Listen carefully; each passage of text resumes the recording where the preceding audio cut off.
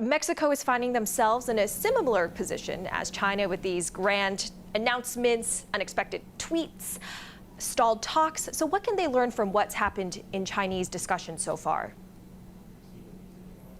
You can learn that the U.S. is serious when Donald Trump tweets about tariffs. The president came out, as you remember, with a tweet out of the blue clear sky, and he said that tariffs would go on and they'd start at 5% on Monday, and then they'd go to 10% on July 1st, then 15, then 20, and end at 25% on October 1.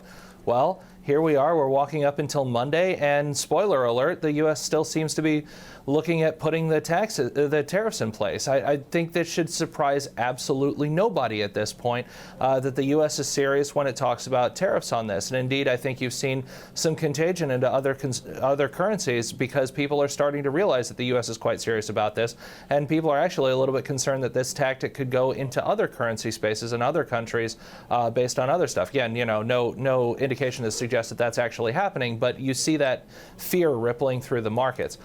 So it doesn't look like there's a deal yet. There are going to be talks tomorrow ongoing in Washington. There's still a couple of days, but the White House has made it very clear that they're ready to act. And so if no deal on Monday, I would expect to see those tariffs take effect. All right. And of course, we are looking ahead to G20, Yigang, as well as Mnuchin are going to be speaking, Derek. I'm just wondering how the Mexico issue is going to impact what happens this weekend.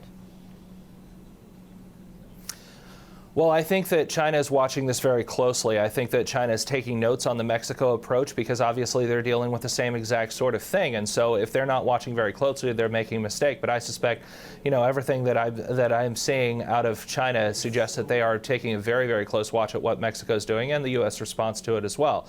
I think that, President Trump said today that he would make a decision on the next tranche of China action after the G20 meeting, which only raises the stakes of what was already supposed to be the biggest day on the international geopolitical calendar this year, which is when Donald Trump and Xi Jinping have that meeting in Osaka. I think that the conference coming up this weekend is going to be a lead into that. It's going to be a very important thing to start watching for signals walking into the G20. But look, all eyes on Osaka. That's going to be the main event. Right. Kathleen, let me bring you in. And as Derek was mentioning there, certainly a lot of attention will be on what happens this weekend, sort of your pre-event to the big one when the two presidents meet in a couple of weeks. What do I need to be watching closely?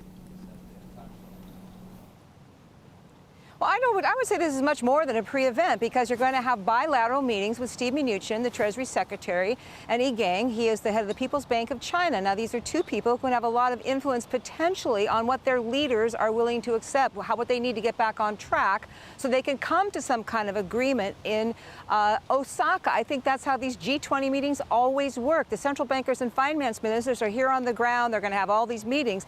They've got to try to get things ready for their bosses. Another thing I'd like to add, I think the big difference between tariffs on Mexico and tariffs on China is that for some time, Donald Trump was laying out a complaint that Chinese trade practices are unfair. This is all about trade.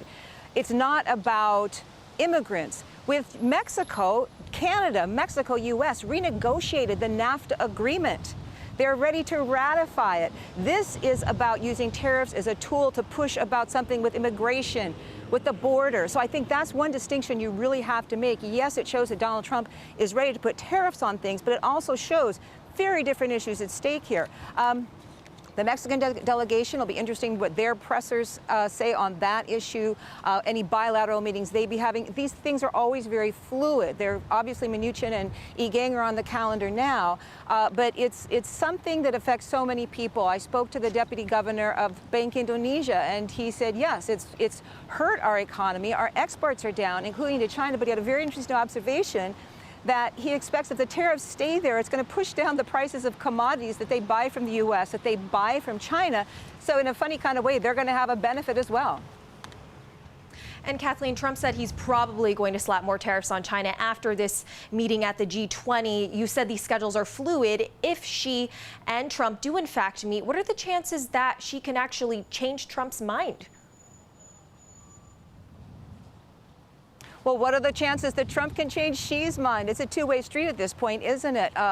The U.S. side says China that they were close to a deal, and China pulled back on what they were offering. The Chinese say no, and they also say they don't want to be pushed around. It seems like they've got a big chasm to bridge in order to even say we'll start talking again seriously and delay those tariffs. Maybe that's what Donald Trump is trying to get. It's again, these issues are big. Any normal trade negotiation, by normal I mean when there's not trade tariffs being slapped on every other week, takes a long, long time to come to some agreement. Again, I would come back. Let's see if Mnuchin and Gang can get anything going this weekend. If they walk away with empty-handed, if they can't say anything definite, I would say it makes it that much less likely that Trump and Xi will be able to do something even kind of substantive in a couple of weeks.